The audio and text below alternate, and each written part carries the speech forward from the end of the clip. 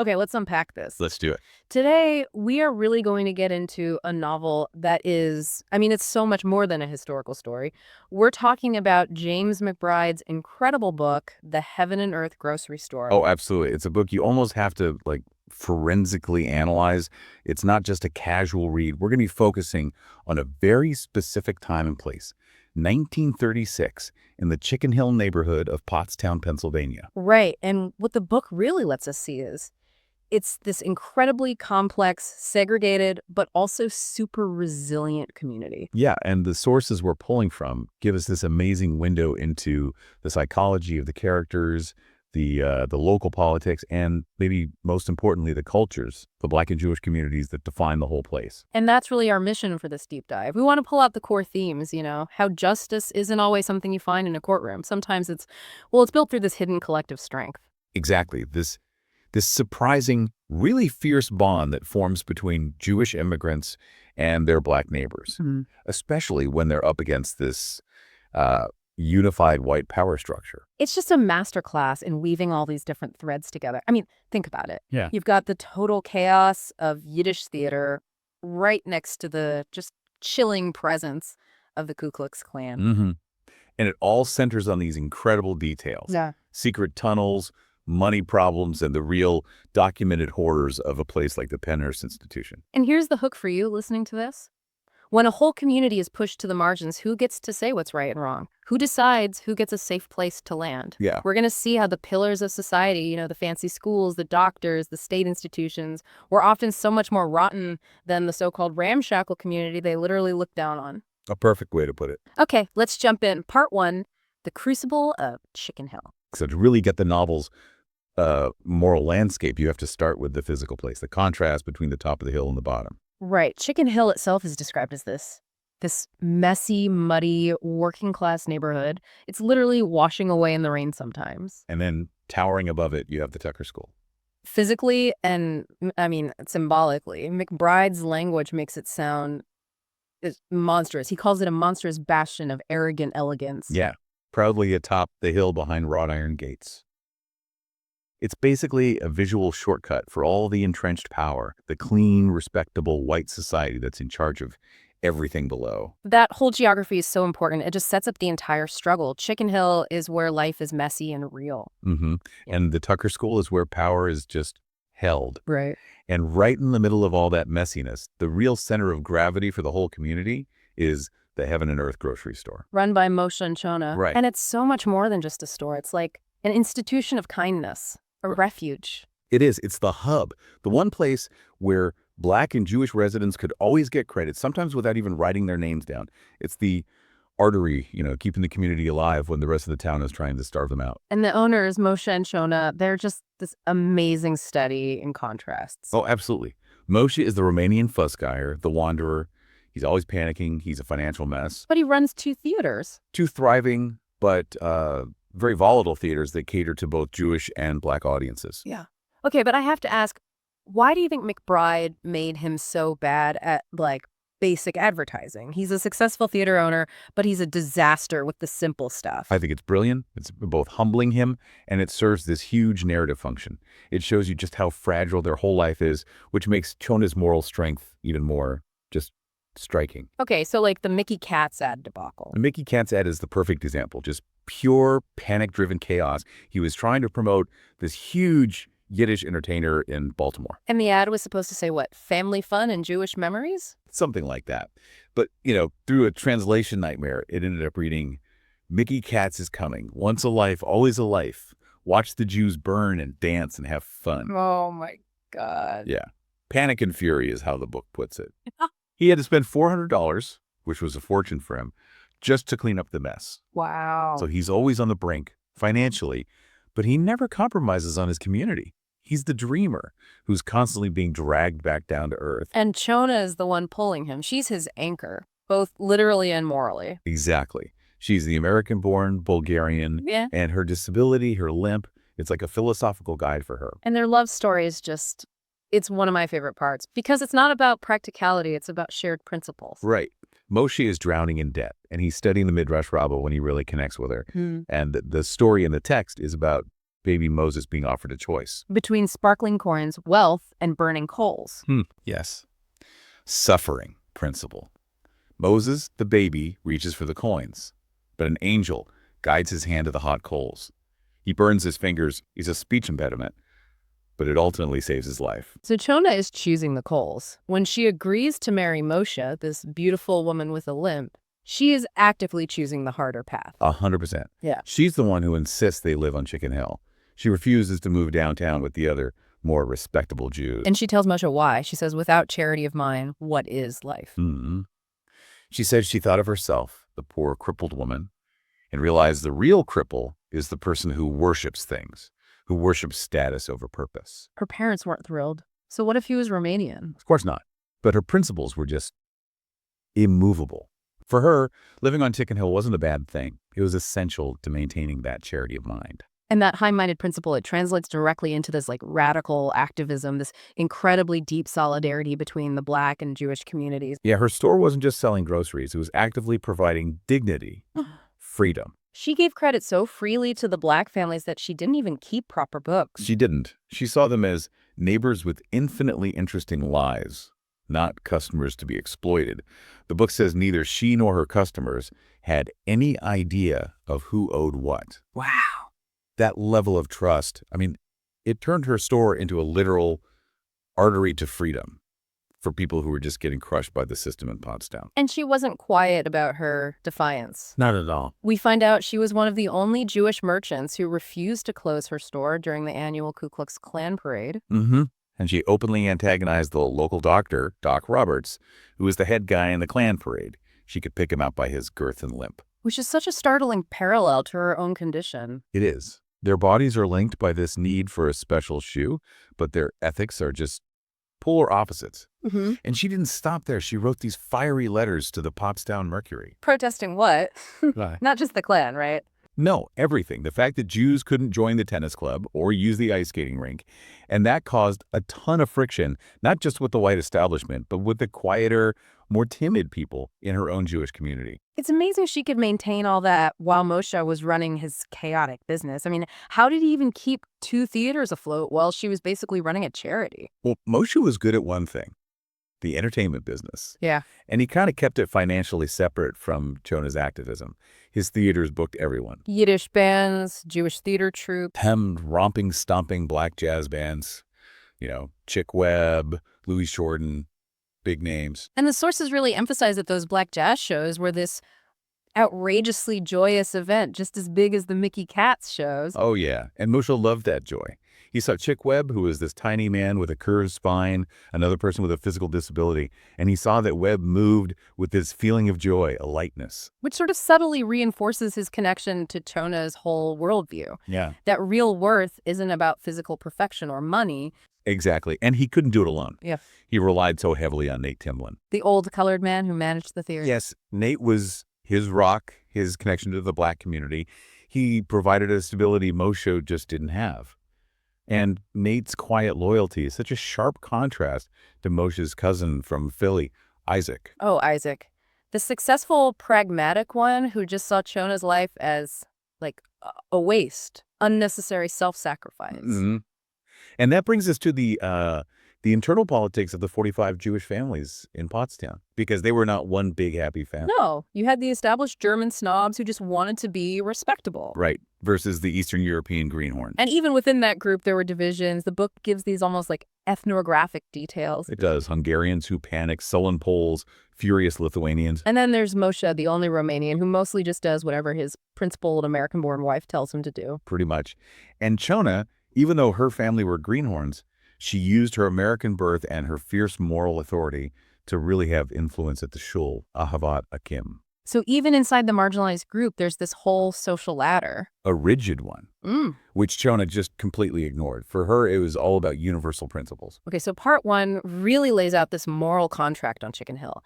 Shared struggle creates this fierce loyalty that cuts across culture, race, even money. Yeah. But that contract is about to be tested in a huge way because the state is coming for Dodo. The story really shifts gears here with the introduction of Dodo. He's the catalyst for everything. So who is he, and why is he such a perfect target for the people in power? Dodo is.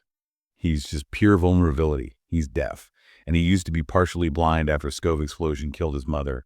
He lives with his aunt and uncle Addie and Nate. And for Shona, he becomes like the son she never had. He's a living embodiment of Lashame to life. Exactly. He was one of her marble kids. We have to talk about that for a second. The marble choir. Chona trading food for marbles. It's such a simple, beautiful way of showing care and teaching a gentle lesson about value. It is. And it makes Dodo the symbol of innocence. So the threat against him feels that much bigger. And it's terrifying. The state of Pennsylvania wants to send him to the Pennhurst Sanatorium. And for everyone on Chicken Hill, they knew that. Oh, they knew immediately. It wasn't a school. It was a horrific institution, a place you went to be warehoused and forgotten. And the man who holds the key to whether Dodo goes or stays is Doc Roberts, the same man Chona publicly defied every year. Mm-hmm. And his resentment isn't just about her. It's systemic. It's this deep, crumbling sense of racial and social superiority. He sees himself as a protector of the real America. He does. He thinks Pottstown has been diluted by invaders, Greeks, Jews, Negroes, Italians. He genuinely believes that God predestined the town for white Protestants. He's the embodiment of that casual institutional bigotry that allows something horrible like committing child to Pennhurst to just happen. But what's so complex and so brilliant in the writing is this shared physical thing between him and Chona, this connection through the shoemaker. Yeah, Norman Skrupskelis, the book draws that parallel so expertly. He made their special scrup shoes for their limps. Right. They share this physical mark, this difference. Logically, it should create some empathy, but for Roberts, it just seems to fuel his hatred. So why do that? Why make that physical connection so explicit only for them to be mortal enemies? I think it's a powerful way to show that a shared experience doesn't guarantee a shared humanity. Roberts even had this sort of crush on Chona in high school. Right. He admired her gorgeous, matter-of-fact beauty, but was too scared to talk to her because she was Jewish. Exactly. So when she confronts him all those years later, that shared shoe, that symbol of their common physical struggle, it's a nagging reminder that he chose hate and white supremacy, and she chose radical empathy. And that tension just explodes in that final confrontation. Doc Roberts' cousin, Carl Boydkins, from the State Welfare Office, gets him to examine Dodo and sign the committal papers. The scene in the grocery store is just agonizing. Chona is furious. She's yelling at him about the Klan, about his hypocrisy, about her being an American citizen, and it's just too much for her body. She whitened, gasped, shook violently, and suddenly dropped out of sight. A fatal stroke or maybe a fainting spell that led to it. And Doc Roberts watches Dodo leap over the counter, panicked, trying to get a spoon to help Addie with Chona. And he deliberately misreads the whole situation. Completely. He just focuses on the boy's frantic actions, reads his lips, saying, "There he is," and he uses it. He frames Dodo as a danger to secure the committal papers right then and there. So Chona's death, which he basically caused, becomes the excuse he needs to send the boy she loved like a son to Pennhurst. It's just an act of pure institutional violence. But the storm isn't just about racism. There's this whole other layer of financial corruption all wrapped up in Gus Plitzka. Right. Plitzka, the city council chairman, new owner of Clover Dairy, and he inherited his father's anti-Semitic political career. Plitzka and Doc run everything around here. That's the line. And Plitzka is dealing with his own crisis, but it's purely about money. He owes $1,400 plus interest to a gangster named Nig Rosen. So he's terrified, panicked. It's a different kind of corruption from Doc Roberts, but just as destructive. And this is where the plot just gets so tight, so ironic. Plitzka has no idea that the Shoal, Ahavat Achim, illegally tapped into the well near his dairy years ago. And that tap was orchestrated by Chona's father, Yakov. Right, because the water on Chicken Hill was so unreliable.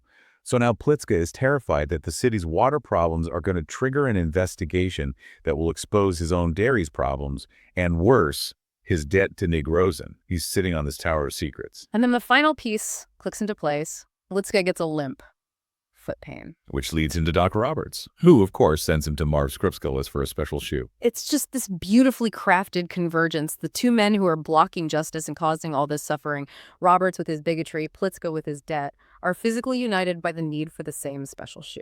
The same shoemaker who unknowingly tied Chona and Roberts together now binds the town's two main oppressors. The storm is fully here. So, with Chona gone and Dodo locked away, The fight for justice has to go completely underground. It shifts from this open protest to a covert rescue operation, and it's run by the community's hidden moral compass.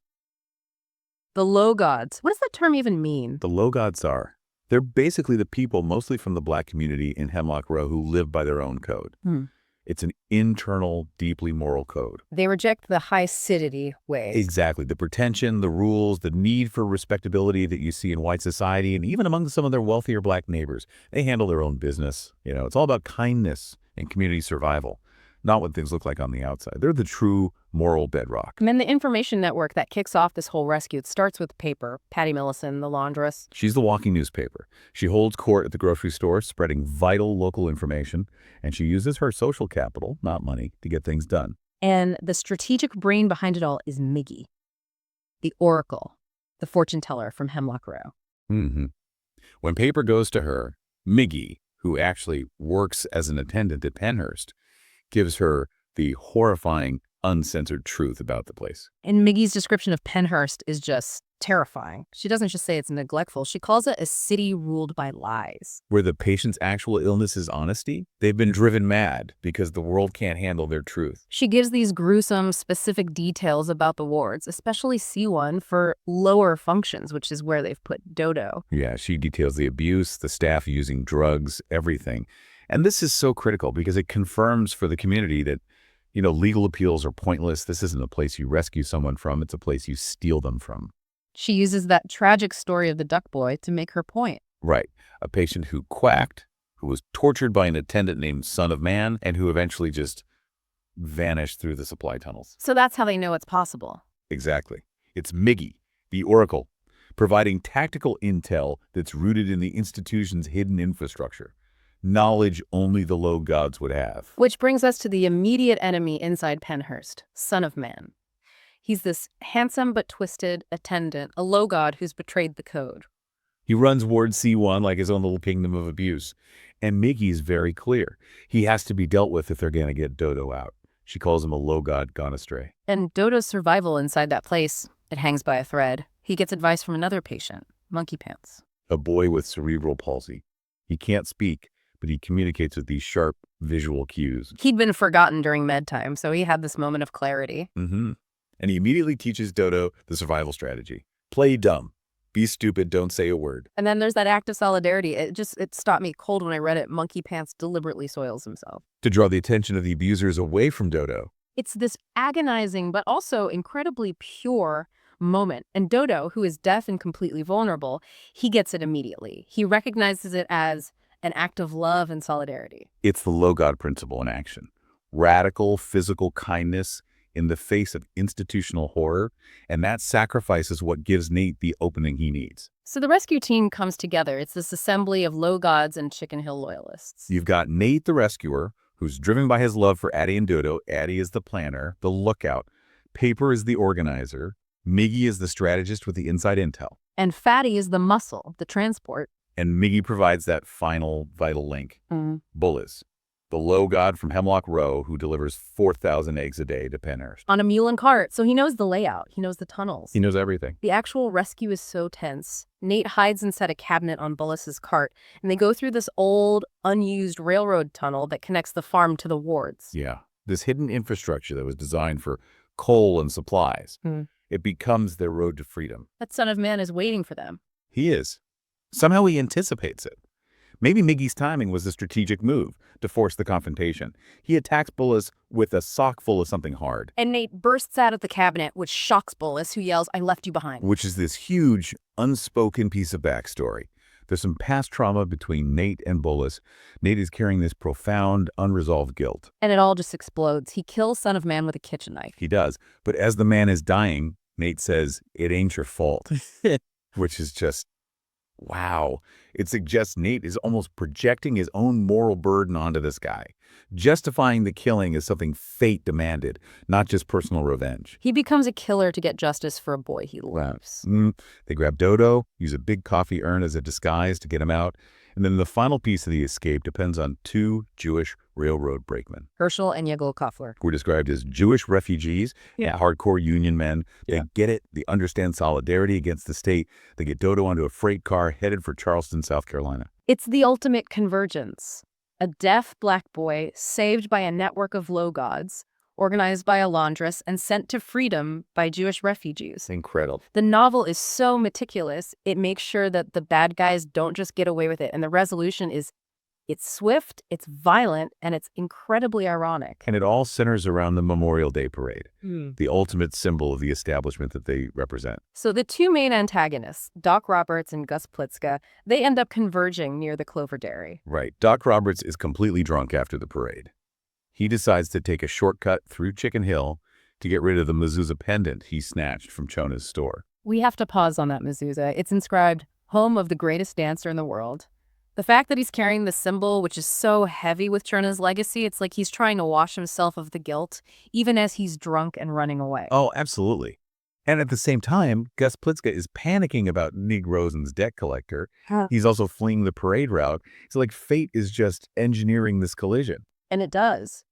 Henry Litt, Nig Rosen's Russian Jewish collector, sees Doc Roberts in his bright red parade marshal coat. And mistakes him for Plitzka. So Litt, just trying to collect a debt, hits Doc Roberts with brass knuckles, breaks his jaw. And Doc falls backward and just disappears into that old, obsolete water well that Fatty and Big Soap had just uncovered for the water fix. He drowns in 5 feet of water at the bottom. The irony is just staggering. Doc Roberts, Mr. Establishment, is killed by a Jewish debt collector, the exact kind of invader he hated. And he drowns in a well connected to the illegal water system set up by the Jewish community he tried to crush. And his body is found with his red coat, his odd shoe, and the glittering mezuzah. And to add another layer of confusion, the police find Plitzka's folded coat nearby and mistake it for Doc Roberts' body, which messes up the investigation and lets Plitzka get away, at least for the moment. So justice is served, but not by a court or a cop. It's this almost biblical mix of coincidence, debt, and the actual ground of Chicken Hill.